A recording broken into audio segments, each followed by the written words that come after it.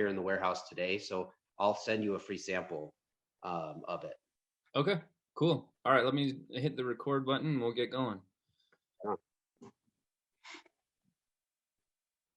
Hey guys, welcome to this week's podcast. I'm really excited for today's conversation. So before I introduce you to our guest, let me just break it down to you of how I found him. So my family, we were on vacation last weekend with my good friend Garrett Johnson, who you'll get to know eventually, probably soon.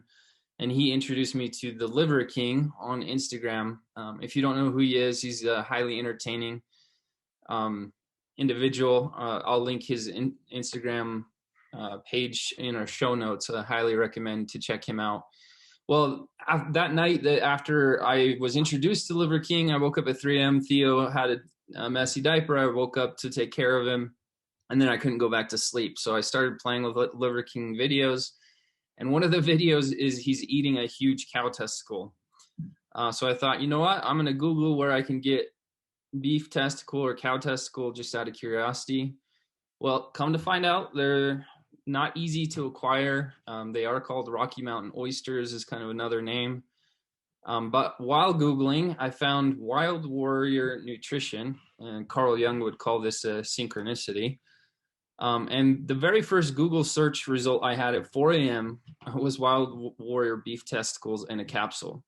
So, of course, I had to order them. Now, let me introduce you to Michael. Michael, do you want to pronounce your last name for everyone? DiCroce. DiCroce. He's the owner of Wild Warrior Nutrition. So, Michael, the biggest question we have is, what's your story? How in the world did you arrive to putting cow testicles in a capsule? Well, it's kind of a long story, but thank you, Sean, for inviting me on. I do like to joke with everybody that I am the testicle king, and everybody, including all my friends, make fun of me for making selling cow balls. But so, um, I'll talk specifically to the cow testicle thing, and then we can go back maybe and talk about how I got my company started for the bigger picture. But about a year and a half ago, right at the beginning of COVID, I woke up in the middle of the night with incredible pain in my testicles, and I passed out. I literally woke up in the middle of the night, went to bed, felt fine, but I woke up with the ache like somebody had kicked me really, really hard. And on top of that, they were swollen, not like obnoxiously swollen, but swollen enough to be noticeable. So I passed out. My wife thought I was dying and having a seizure. Called 911. An ambulance came. I told them, I didn't know if I was having a hernia or if I had cancer. I didn't know what was going on. So they went to the ER. This is 2, 3 in the morning, and they found that I had two epididymal cysts and hydroceles, which is basically an accumulation of fluid. And so I went to my doctor, and they took some blood work and found that my testosterone was low, which again, we can go back and talk about this, but I have struggled with hypogonadism off and on since I was 25-ish or so. And so I went to the doctor, and my doctor is an Indian guy. He's a Western medicine doctor, so it's not like he's a holistic doctor, so a Western general practitioner, but he is into Ayurvedic medicine a little bit, and he suggested I get some bull testicle for myself. Obviously, there was nothing that they could do for the cysts or the hydroceles other than to let the cyst burst whenever they did, and then it would heal and the fluid would recede. But he suggested I start taking the testicle for therapeutic reasons, and explained that that there in addition to hormones, there's a lot of beneficial things in the testicles that would be good for me, including the selenium and the enzymes and various things. So I started taking it.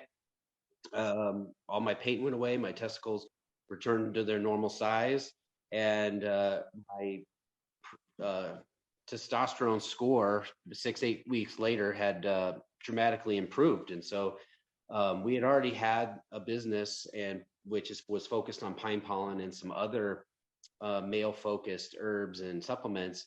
And so we thought, man, this is a perfect addition to what we're doing, and it complements pine pollen so well. Um, I was amazed at how I felt taking it. And so the more I learned, I just figured, it was hard to find. There got to be guys that could benefit from taking the supplement like you out there. And we launched it about 9 months ago, and it quickly became our best selling product by far. That's amazing. So my story is I got my functional medicine coaching certification. Functional medicine is a newer, you mentioned Western medicine. So functional medicine kind of flips Western medicine on its head. And instead of treating symptoms, it's treating the root cause of the symptoms. And so with the functional medicine model, that's been in my mind for a long time because I went to a doctor. We ran my labs and my blood tests. My testosterone was super low, and he wanted to shoot me up with synthetic testosterone. And I did it for a couple months. I did feel improvements in my joints, and I definitely felt a difference with it. But I just had a feeling like I got to find a natural, organic way of raising my testosterone instead of the synthetic. And I've been kind of looking for that for maybe even a year because I finished my functional medicine certification. What was it, March of 20? I guess it was March of this year. I finished it, and I've been in the search for it for a while. And luckily, over the last couple of weeks, I stumbled across you guys. So my plan is over the next 60 days. Well, not exactly the next 60 days. I want to do natural organic supplements. So I've ordered your beef testicles. You mentioned your pine pollen. I'm going to use that as well. So my goal is to run a test. Is before I start, I'm going to run my labs again, see what my testosterone levels are, take the supplements for 60 days. And to be fair, I am going to be doing a couple of other things like exposure to sunlight, cold plunges, weightlifting that have been proven to help raise testosterone as well. So I'm excited to use your products to really test my testosterone levels after as well. Yeah, cool. Well, I hope everybody responds differently, but I hope you're successful. I mean, just give you my story, but it's very similar. But I got started in this business in your shoes first. So I'm not a nutritionist or doctor by trade. I studied economics at Colorado State University and been in the investment business. But I've always been a fitness nut and an athlete. My mom got me started working out when I was about 5 years old. And so I've always had an interest in it and been a big fitness and nutrition geek. But when I was 25, and I guess just to take a step back, in college, I really beat the hell out of my body. Just like most college age kids, I binge drank a lot. I smoked a lot of pot. I took, pain pills and anxiety pills and, as part of a party scene, and also just to mask a lot of anxiety and depression I had at the time. Fast forward a couple years out of college, while, a lot of the pot smoking and, pills and drinking had like subsided a little bit. I didn't feel very well. And so I went, I started in the beginning of my career. So there's a lot of stress with getting into the investing business and being young. And go to my doctor, and my testosterone was in the high 100s. So, it was kind of eye opening. And he's like, this is like the testosterone of a 70-year-old man. And so, I was lifting weights, but struggling to put on muscle. I was, I'm about 160 pounds now. I was about 170 at the time, which is huge for me.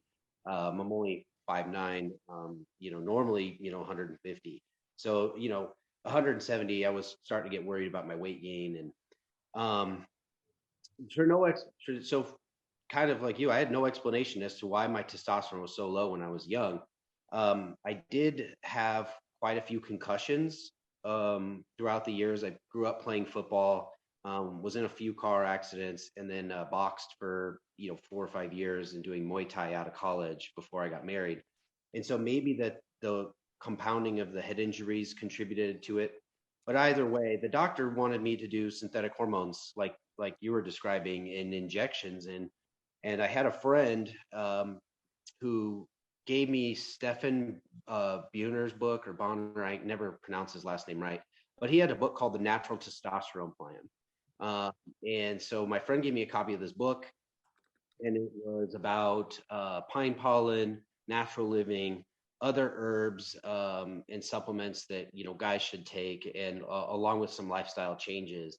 And so I went online and I found some pine pollen. I started dramatically cutting back my alcohol consumption. I had already stopped smoking pot, but I started, getting sober and trying to live a holistic, healthy lifestyle, cutting back partying.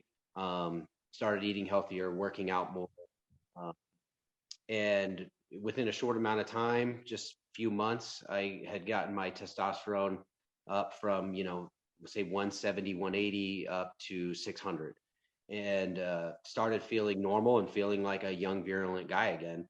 Um, and I did that all without the use of any synthetic steroids or hormones. And so seeing this dramatic change, I just became a lifelong consumer of pollen. And then about 4 or 5 years ago, um, decided, why not make this a business? I sort of, as I've gotten older, I'm 38 now. Kind of was like that, there's got to be a lot of guys I could help, and so kind of created this mission to try to produce products that are that could help men. I found that there was a lot of information out there, but not a lot of products that were really that beneficial for men. There are men's multivitamins, but there's a lot of these foods that are just uh, so beneficial for men, and they have so many unique properties that are they were just amazing. And so I wanted to share my experience, the benefits I've received from them, and that I'm lucky, there's guys like you out there that are finding it, and I hope that you experience the same. Yeah, and you called that book The Natural Testosterone Plan. Is that by the Stephen Buhner? I just found it online. Is that the right one? It's great. It goes into all the science of pine pollen. Um, it's a little bit of an older book. There is a lot of new studies and peer-reviewed research on pollen that have come out in the last 5 or 6 years, but it's a pretty good resource for the base level research about the hormones that are in pollen, the nutrients, its potential uses for helping with benign prostate enlargement issues, immune function, some different stuff. So I encourage guys to read about that. And then it also goes into some other herbs that, because our testosterone is it's kind of like it's a negative feedback loop, right? So you got your pituitary gland, your thyroid, your testicles, and so they work, kind of like a thermostat. If it drops below a certain level, certain things turn on. If it gets too hot, certain things turn off.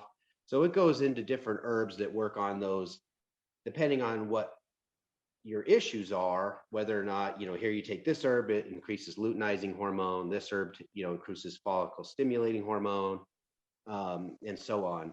And while pollen, and just so everybody knows, like what makes pine pollen so unique, and along with the bull testicle, is that they actually have,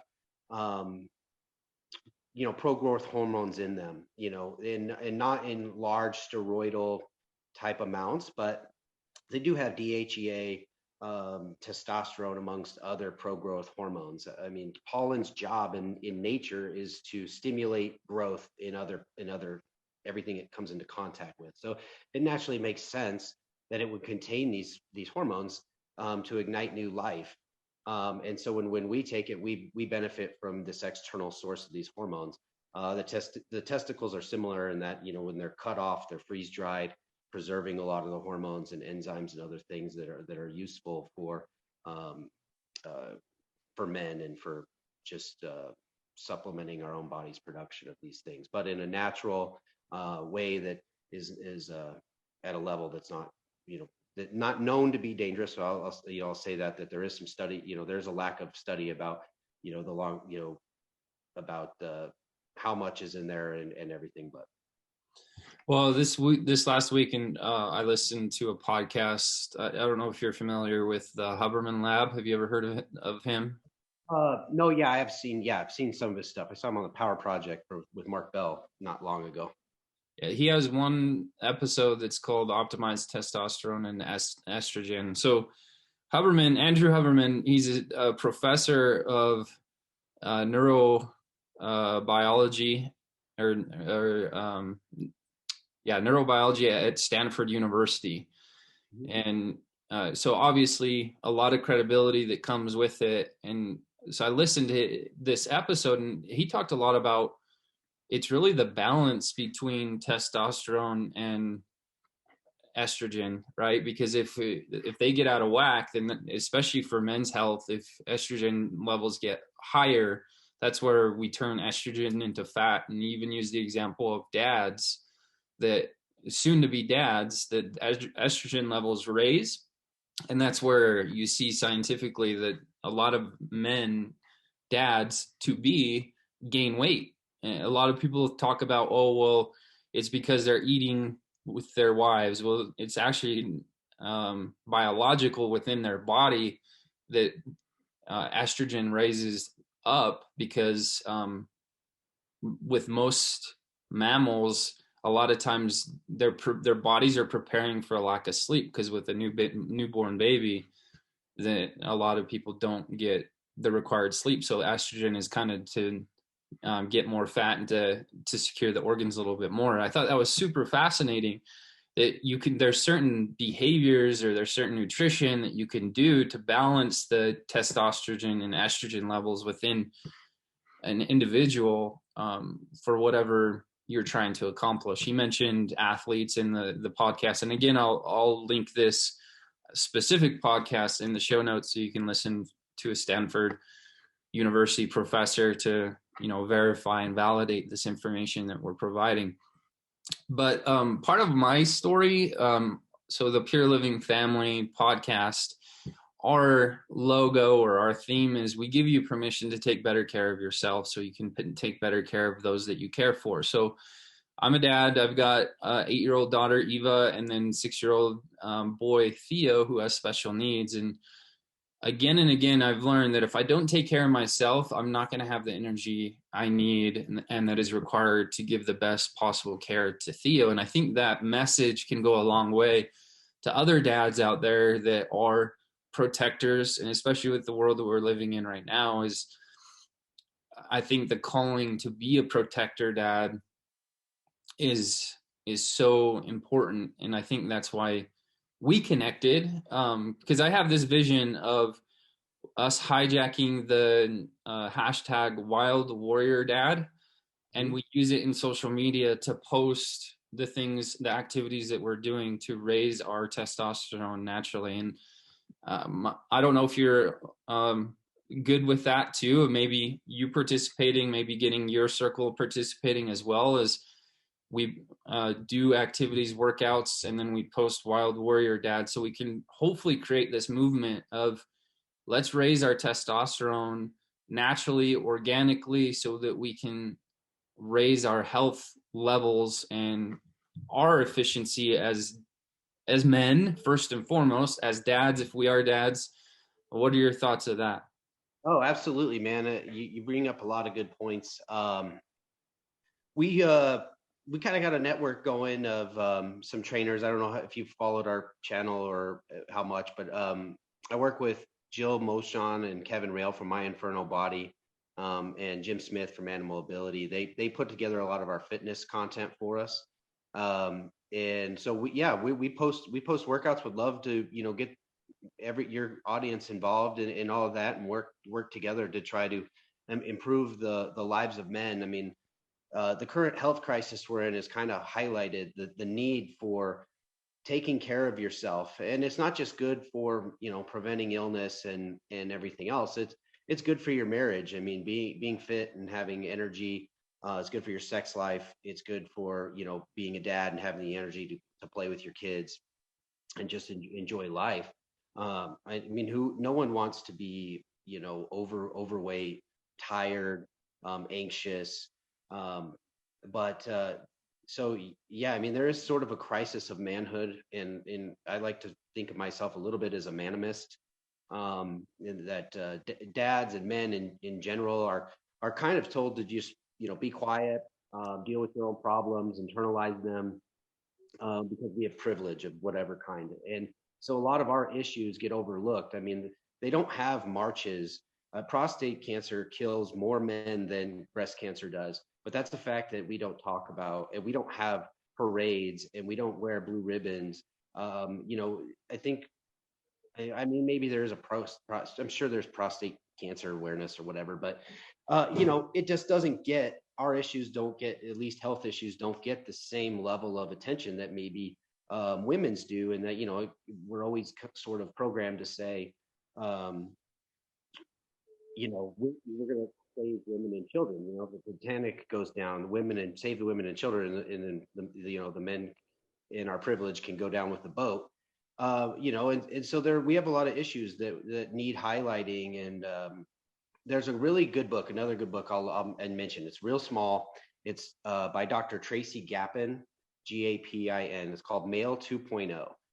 And he's I want to say a urologist, male urologist, or urologist focused on men's health. And the book goes into a lot of things. And you touched on estrogen.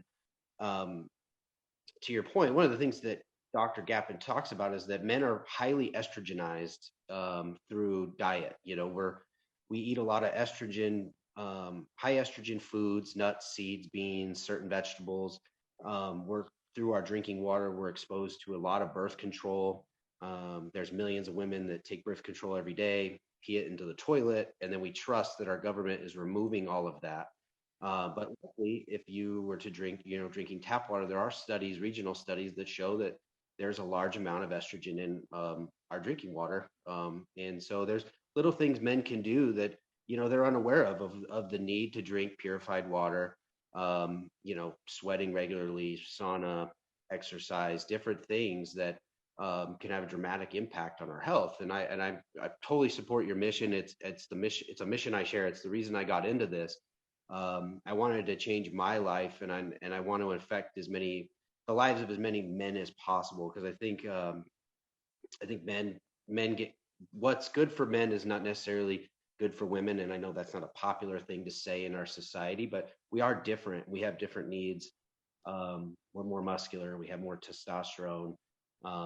And so, yeah, I mean, let's get together and let's try to help as many dads as possible. Because there is, like I said, I feel like there is a crisis of manhood a little bit. And I'm not saying that in like a sociological sense, but more in just a biological sense. The dad bod, becoming popular. I would like, I don't find the dad bod healthy, and I don't think it's a good thing to encourage that. I obviously think everybody is, I'm not trying to fat shame anybody, at all. I do think everybody should be loved and respected, but I think there's a weird thing in our society right now where we're trying to acceptance of everybody is sort of making it, hiding the message that obesity is unhealthy. Obesity is unhealthy. It leads to disease and diabetes. You're beautiful on the inside, but you're not healthy on the outside. And when it comes to dads, I think sometimes dads accept and sort of wear a beer belly as a badge of honor, rather than saying, maybe my marriage, this is not seeing that it's affecting their marriage, their energy, and everything else that goes with it.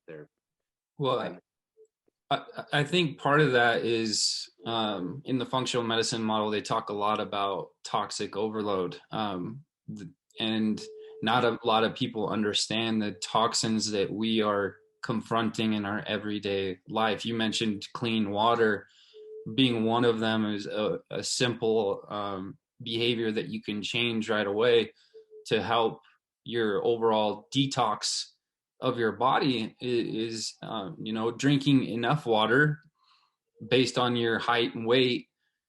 But then also you mentioned sauna, which is you need the detox as well, right? Where we have so many toxins that we're breathing in our air, even plastics that we're surrounded by.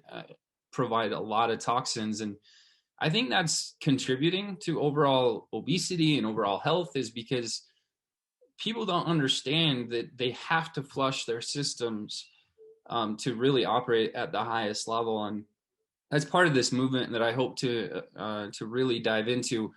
And, you know, over the last 3 years, I've read 2 books a month, every month. And first couple of books I read were like from Oprah Winfrey's book club, and then Gabby Bernstein and Brené Brown became my favorite authors. And they speak a lot to the women's experience. And you know what? There's not enough men out there speaking to the men's experience. And I think you highlighted that in your comments here today. Is our experience is different. It's not better, it's not worse, it's just different. And there needs to be more of a conversation where we create tribes and we create communities where we have the difficult conversations, where we talk about testes and testosterone and sex hormones, so that, you know, as a male, we optimize our sex hormones so that we optimize our overall work. And, you know, ancient Eastern philosophy is that your sex energy is your energy at work or in business or in life.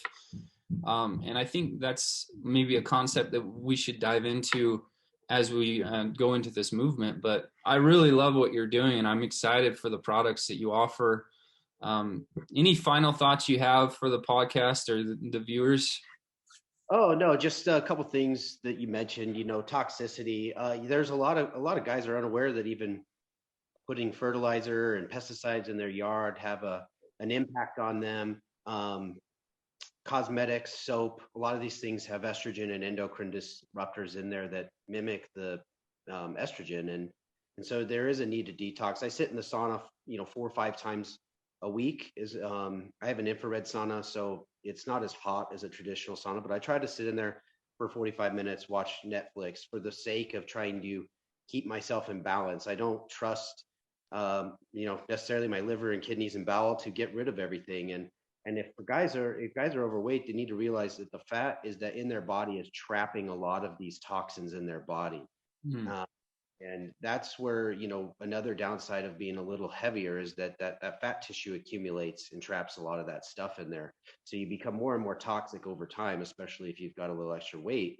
And an added benefit of dropping a lot of that body fat is that you allow it to free those toxins up so your body can get rid of them, contributing just to a healthier state.